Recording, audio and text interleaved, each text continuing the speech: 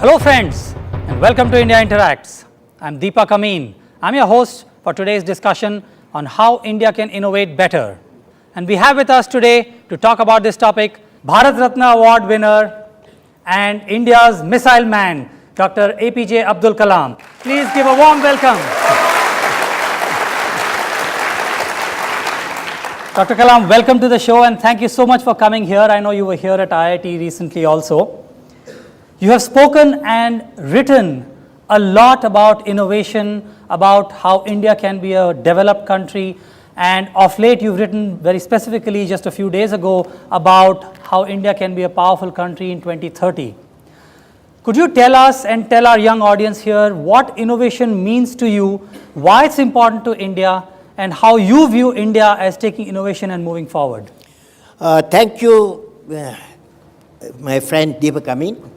And also I'd like to greet Professor R.K. Sugankar and all the IIT students. I'm very happy in your company. And first of all, friends, I felt I must define discovery, invention and innovation.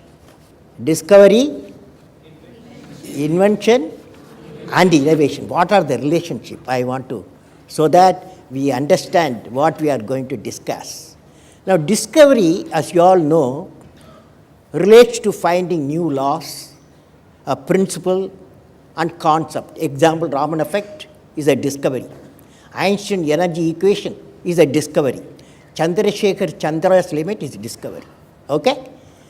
Now, invention from the basic theory evolved finding new system. For example, Graham Bell's telephone is an invention. Graham Bell telephone is an invention. And Thomas Alva Edison's light and bulb, it is an invention. Marconi's wireless system is an invention. Now, what is innovation? Question is, what is the relationship? The change that creates a new dimension to performance is the innovation. Change that creates a new dimension is the innovation. It's the definition for Peter Drucker. Now, example, you take telephone. A telephone was Graham Bell. Telephone and wireless communication is equal to, you may get a mobile telephone and its variants. And its application is a great example of innovation.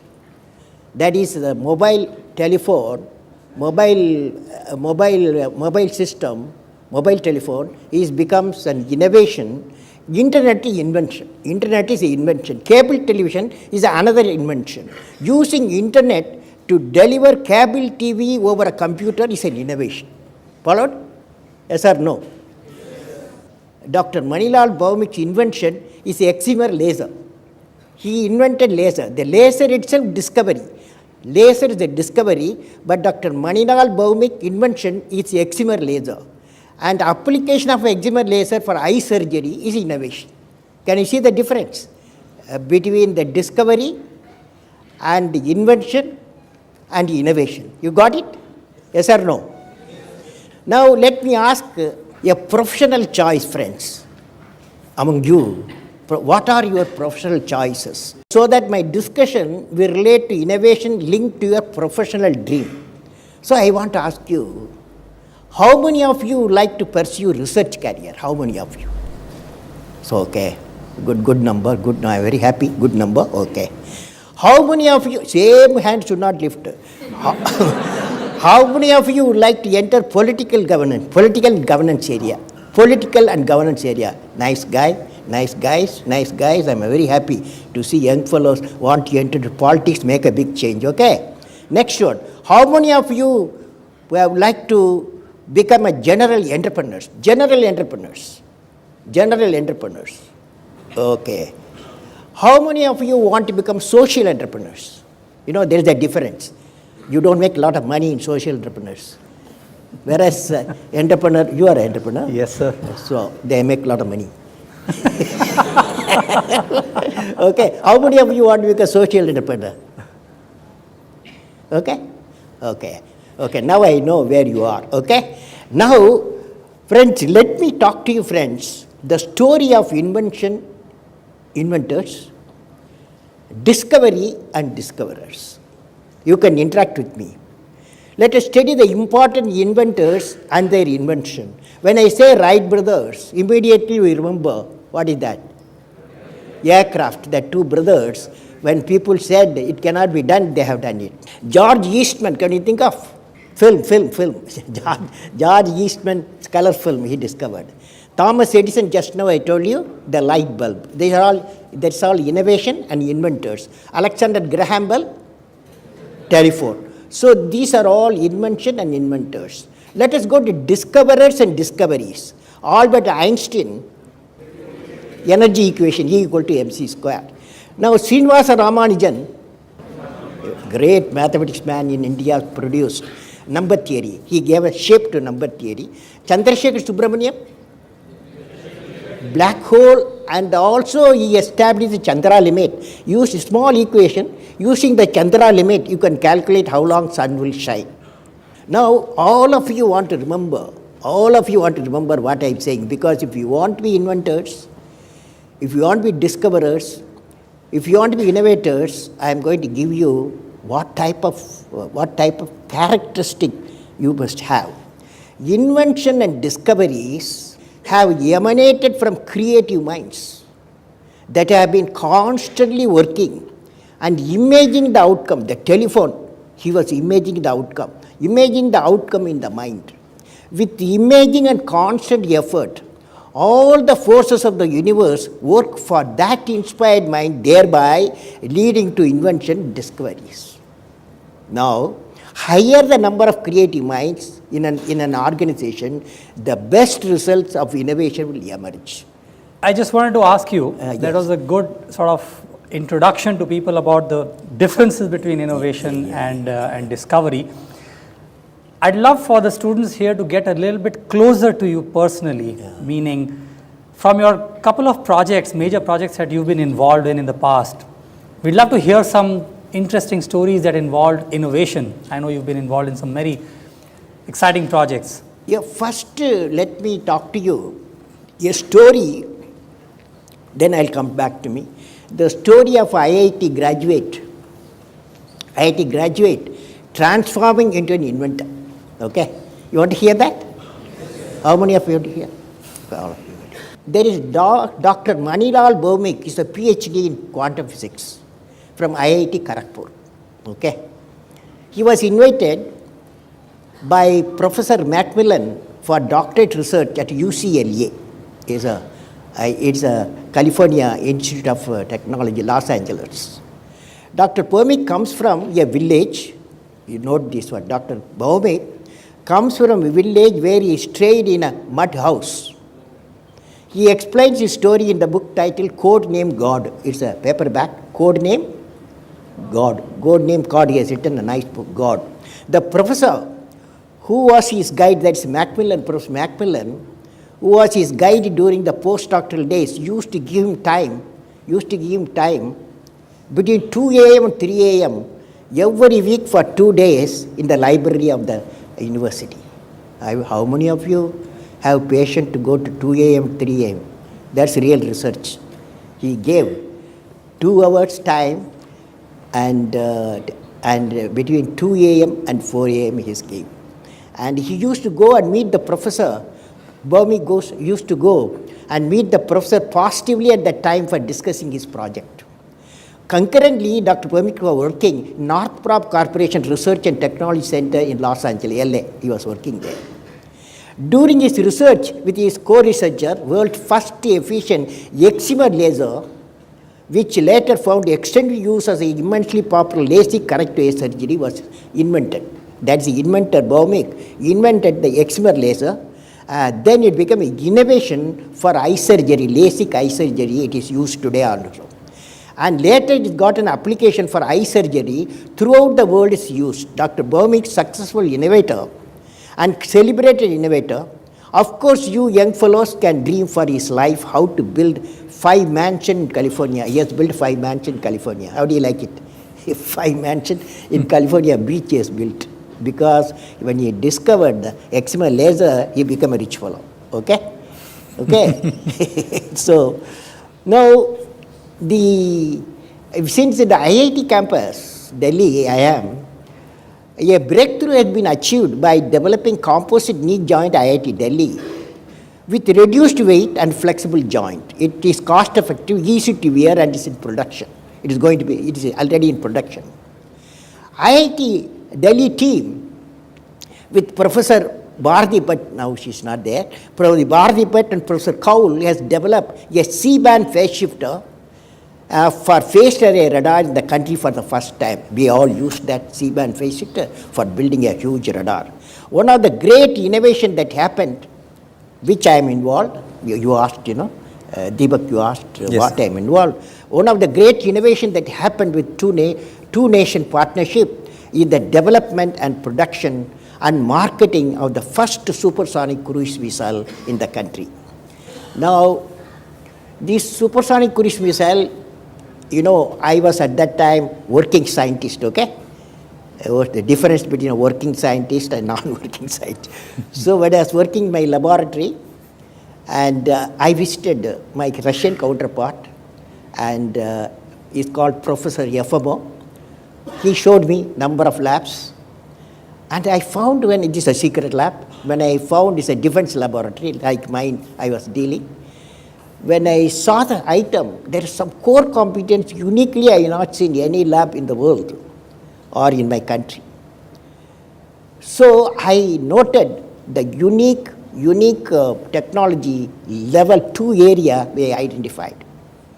Then I invited Professor Yefimov to my labs at RCA Research Center Imarat, Hyderabad.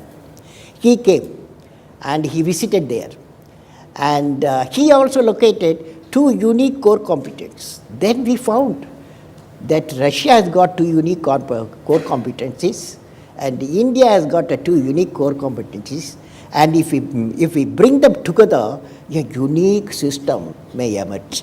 That's how India's first supersonic cruise missile emerged. With the investment of $300 million, today it has become $10 billion business. This is really innovation. There is innovation technology, innovation marketing, and innovation in production. All the 3 areas there. Okay. I think, maybe based on what Dr. Kalam has said and based on the response I'm seeing, maybe we can go directly into a Q&A session here. It'll make it a little bit more personal and more exciting for everybody. Before that, I want to tell you, innovation, where are we?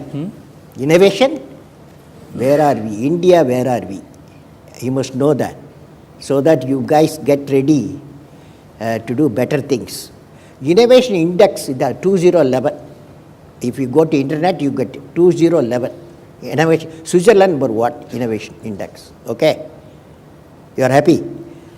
Sweden number 2, Singapore number 3, Finland 5, USA 7, Canada 8, Germany 12, Japan 20, China 29, India, can you guess?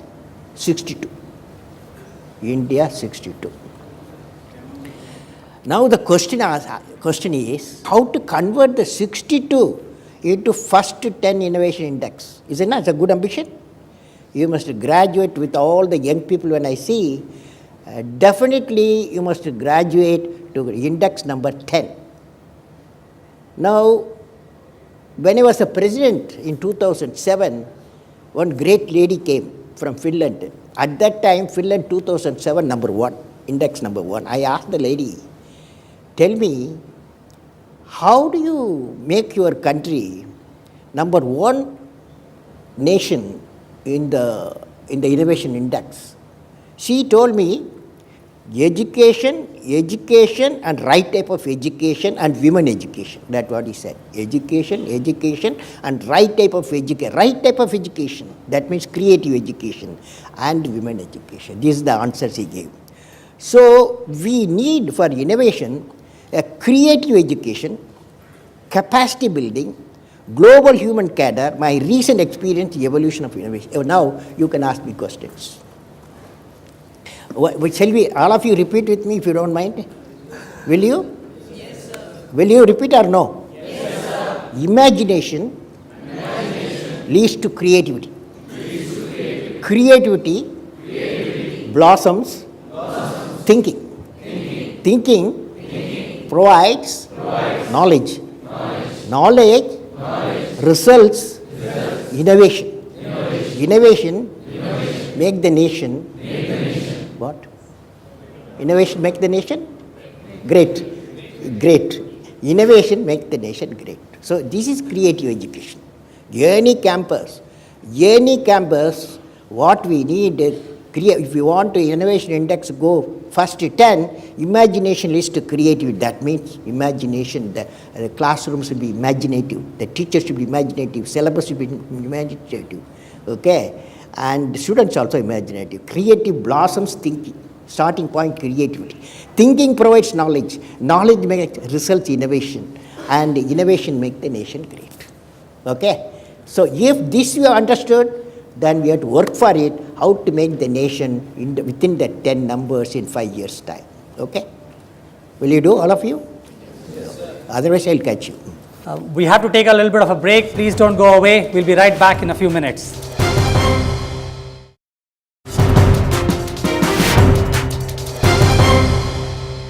Dr. Kalam, you were talking about what it means for us to take innovation to another level, to get to level 10.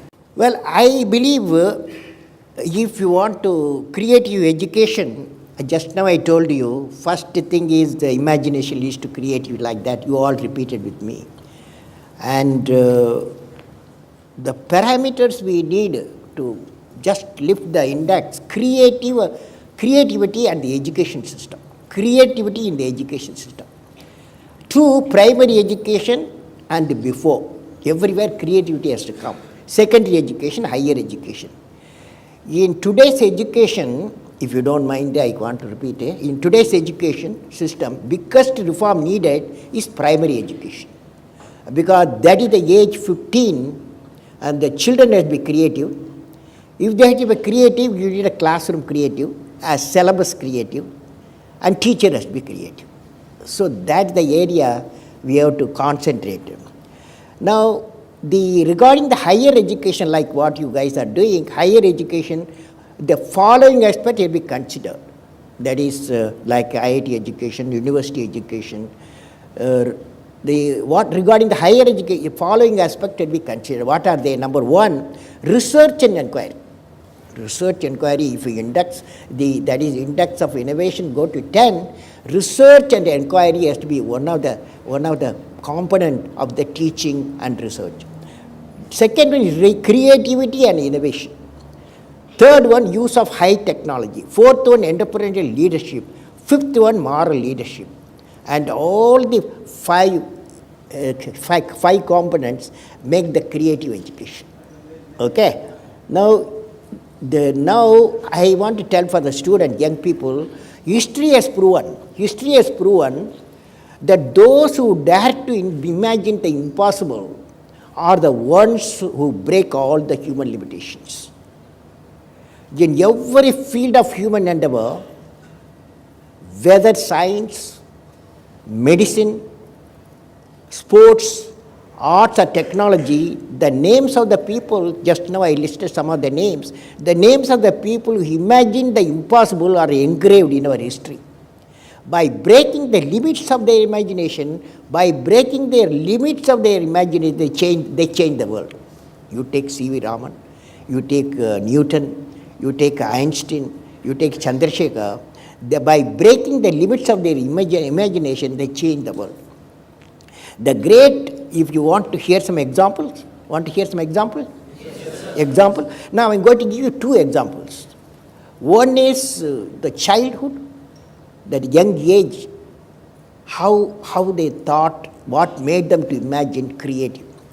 2 stories I'm going to tell you. When Albert Einstein was 5 years old, 5 years boy, his father showed him a pocket compass. Einstein realized that there must be something in the space previously thought to be empty that was moving the needle. Later stated, this experience made a deep and lasting impression. In a campus, if you see, the needle moves. Why it moves? He was a 5 year boy. So that created in his mind curiosity. As he grew, Einstein built models and mechanical device for fun and began to show a talent for mathematics. Now, in 1889, family friend Max Talmud, a medical student, introduced a 10-year-old Einstein to a key science and mathematics textbook. Is called Euclid's Elements, Euclid's Elements. Einstein called it Holy Little Geometry. This geometry book, small book he got when he was a 10-year boy, he calls it Holy Book. Einstein began to understand deductive reasoning, and by the age of 12 he had learned Euclidean geometry. Soon after he began to investigate calculus. His father intended for him to pursue electrical engineering, but Einstein clashed with the authorities, resented the second regime. He later wrote that spirit of learning and creative thought were lost in the strict memory-oriented learning. So he became the new person because the two small books, they changed their life. Now, when everybody consider sea travel as an experience of voyage, when Sir C.V. Raman was traveling from UK to Calcutta, to London to Calcutta, he saw the sea was blue and sky was blue in the horizon when sun was shining in the evening. He asked why, and he got a Nobel Prize. Okay, that means he was pondering why the horizon where the sky and sea meet looks blue. His research resulted the phenomena of inelastic scattering of photon in the light. For this discovery, C.V. Raman was awarded Nobel Prize. Any questions now? Yeah, please ask questions, folks. Good evening, sir. What is the problem with the research environment here? Why is there so much of, be it politics, be it so much of leg pulling, or why is it not so creative? No, my view, what's your dream? Tell me, what's your dream? She wants to innovate for India. You know, if that is so, see, it in the globalized world, knowledge workers movement definitely will take place. Okay, whether you are from India to another country or another country to India, knowledge workers will move. That is means people who have acquired the knowledge, there will be movement will be always there. Just like Indians will go, the people will come from other parts of India. Okay, so these phenomena you have to accept. How do we create a creative environment? My feeling is, I have seen, I went to Harvard, okay. A few weeks back I was in Harvard. In the Harvard, I visited, they called it engineering applied science. The engineering department, they called it engineering and applied science. There I saw 3 laboratories. One is innovation laboratory. In the innovation laboratory, the student, it is nothing to do with their syllabus. The students at the evenings, at the holidays, they go and they can work themselves, they can have their partner. For example, I saw in the innovation laboratory of Harvard, 3 students, one from MIT, next campus, another from Harvard, another from industry. They were working on how cable TV can be removed. That means how cable TV can work via the internet, like internet, that is IP, that is internet protocol in telephone system. How we can work the cable TV in the internet, they were working. Then I went to another laboratory, that is 2 professors I have met, 2 professors. And one professor is a biotechnology professor. He is working in the IT area. How the biotechnology can be used at the IT area. Similarly, the IT professor working in biotechnology. So what it means is the compartmentation in our system has been removed. No iron curtain between the departments. Second thing is, apart from what you are doing, there should be a provision for the students to innovate. That means in the time, free time, they must put their ideas. A laboratory, innovation laboratory should come. You have a mic there? Why there is no setup and no institution in India that which comes to place people for research for alternative fuel energy, alternative sources of energy? No, it's a good point. You got a very good point. You see, what is happening, You know, when you come to IIT, if you are outside, you are coming in your car or scooter, 1 liter petrol generate 2.8 kilogram of carbon dioxide, 1 liter. Okay? That's the point you are saying. Then imagine throughout the world they are using cars and trucks. Per year they generate 30 billion tons of carbon dioxide. That means we are damaging the ozone, and then the environment warming. That is the type of climate change is we will be accelerating. So I have suggested what is called energy independence. By 2030, we must go for energy independence. That means we go away from fossil fuel. That is fuel, diesel, petrol, and coal, and this type of thing. You graduate from that to solar power, wind power, hydropower, and nuclear power, and biofuel. This is my 2030 we should achieve, so that 50% of fossil fuel usage can be reduced. And also, it is estimated by World Energy Forum, another 60 years' time, the availability of fossil fuel, oil, petrol, coal is go on reducing because it's not a renewable energy. So we have to get ready now itself for a clean fuel. Clean fuel, solar power, wind power, hydro power, and nuclear power, and biofuel. Okay? It's a good idea. Okay. Next. Yes. Sir, my name is Abhishek. I am a fourth year physics student.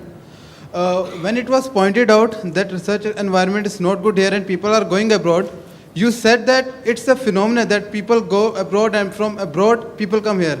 But here I don't see any PhD student from abroad. But I see 95% of students here going for a PhD abroad. Don't you really think that the research environment here is demotivating?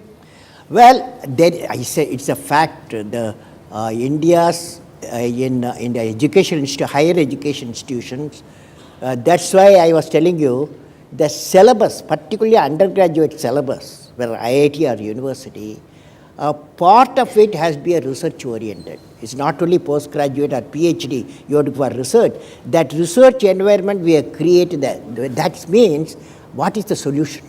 The solution is, I have seen, whenever a experienced, the higher researchers level professor moves in the environment, in the university students' environment, he is like a magnet.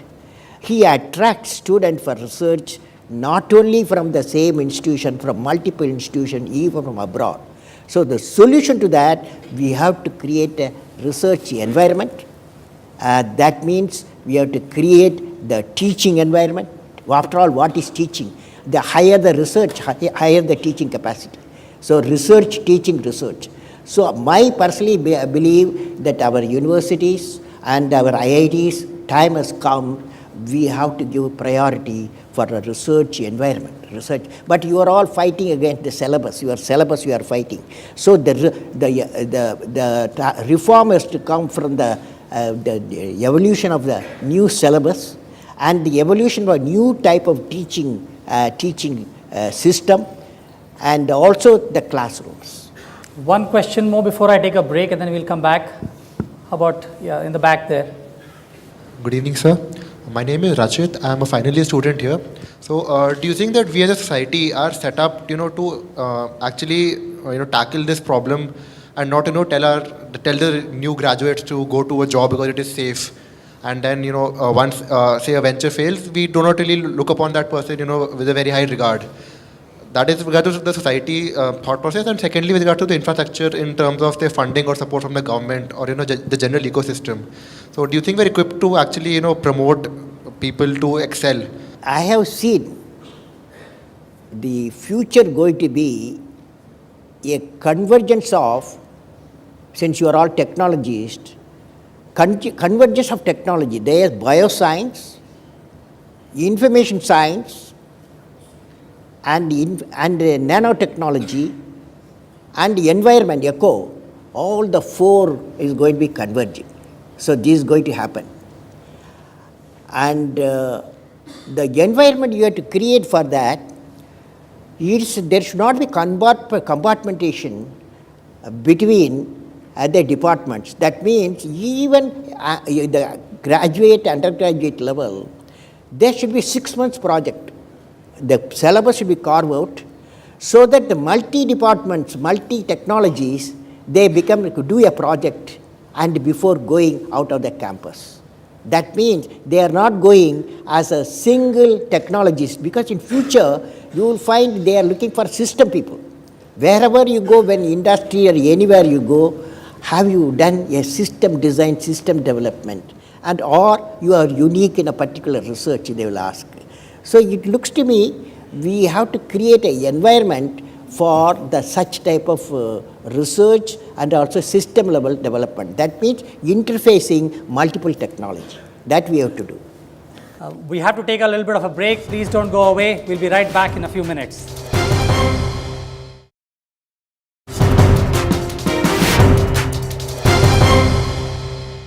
Welcome back to Rajya Sabha TV's India Interacts discussion series. Our topic today is how can India innovate better? And our distinguished guest, Dr. Kalam. We're going to continue with our questions. Yes, how about there? Good evening, sir. I am Vaibhav, a second year, right? Sir, there are steps which need to be taken by the government. There are steps need to be taken by the system. Sir, what according to you can we incorporate into it so that we can bring a change to it? We as in the students. Yeah, the students. What can the students do to bring more innovation and entrepreneurship? I think that's what your question Yes, was sir. directed towards. See, as I told you, it's a environment. You got a syllabus, okay? IIT has got a syllabus. So the teachers here, they want to complete the syllabus so that you guys get good marks, okay? So that's the focus. Now what I'm saying, the syllabus, give a room, that 4-year syllabus, that give a room, some sort of a spot should be there out of that 6 months or 9 months period, so that the creativity of the students emanates, and that should be a multi-departmental work. Like for example, biotechnology, information technology, or biotechnology and nanotechnology, or biotechnology and ecology. Like that, that interface should take place. For that, instead of I am asking you, I have to ask that how the syllabus has been modified, how the teaching type of teachers, the type of quality teachers, we have to research-oriented people, we have to also, we have to enlist so that students will converge to them, wherever research is there. But if there is a syllabus demanded you to go through the syllabus and appear for the exam, you don't have time for the research.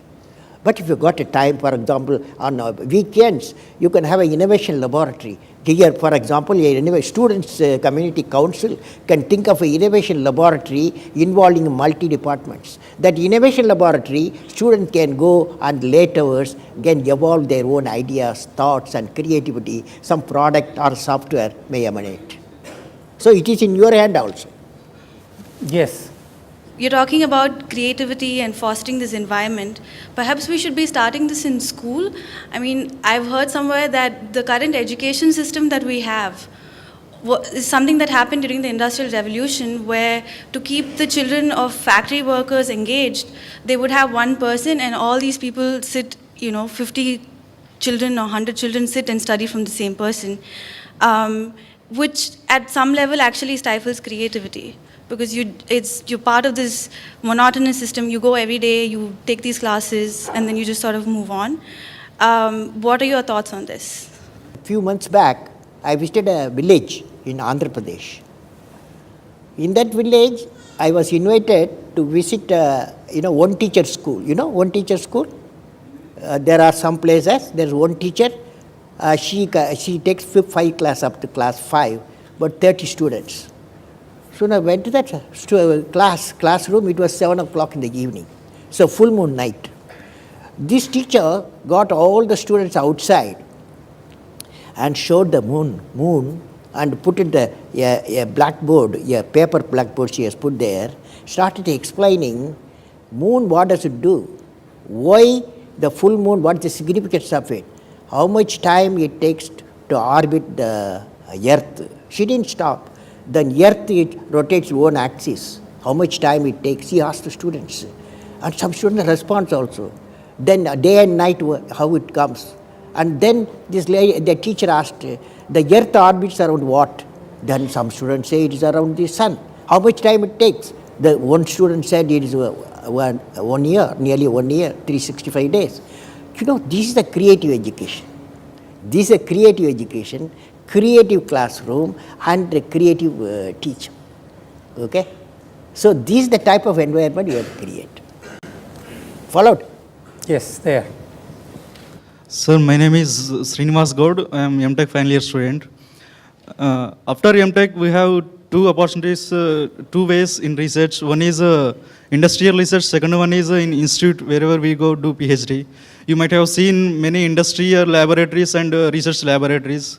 I want to ask you that which research career is better, because in industry we can work with people from different fields, and from in the research laboratory only one type of fields would be there. So which one you suggest to us, sir? The IIT central government funded. Okay. Now most of the universities that are highly research oriented, because of industries have tasted the research results. Because the industry comes to the university or IIT if they know that you can provide a product or a system or a software. So IIT should aim at providing credibility to the industry. IIT can do a great research that will be useful for the industry. So this is my view. So I want to know who is a good teachers? Well, it's a good question. For example, when I was a 10-year boy in Rameshwaram Primary School, my teacher was, science teacher was Sivasubramania Iyer. I was a 10-year boy, 5th class.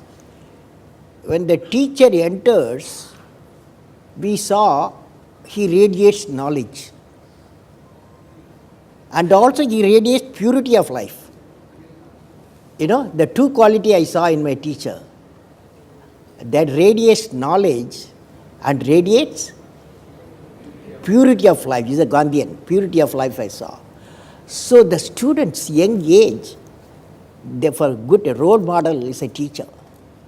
That teacher, particularly primary, secondary school system, we need a great teachers, okay, with knowledge and purity of life. Questions? Yes. So, myself Swati, I'm a MTech final year student. I went through this article on Human Development Index and consumption of various countries, and what I saw was India was at the log phase of the graph, which meant that it has plenty of resources and it's still developing, we all know that. So I just wanted to ask that, I mean, we have plenty of resources and we're still developing. The problem with our country is that there's a very improper management of resources. So what, as a country, we all are doing, you know, to incorporate research into managing all these resources and getting students involved into that? See, my belief is that, I saw recently The Economist, Economist, a journal comes in. This predicts in 2016, every 10 workers, skilled workers, the 4 will be Indians in the world, out of 10 workers because of our population, But we have to give a skill. So I have suggested what is called human resource cadre. Human resource cadre. Keeping the universities and school education system need to create 2 cadres personal. One cadre is called global cadre of skilled youth with specific knowledge of special skills. Another global cadre of youth with higher education with special expertise like you are all. These 2 cadres will be required not only for powering the manufacturing and service sector of the India, but also fulfilling the skilled human resource requires globally. Thus, the universities and secondary school education system will have to work towards increasing the throughput of the university education system from the existing 11% to 15% by the year 2015, 20% by 2020, and 25% by the year 2025, 30% by 2030. That means our education system with skill and expertise We have to modify education system, and we have build the people. Okay, yeah, that's good. Good evening, sir. I am Swarnim Raj, BTech first year student.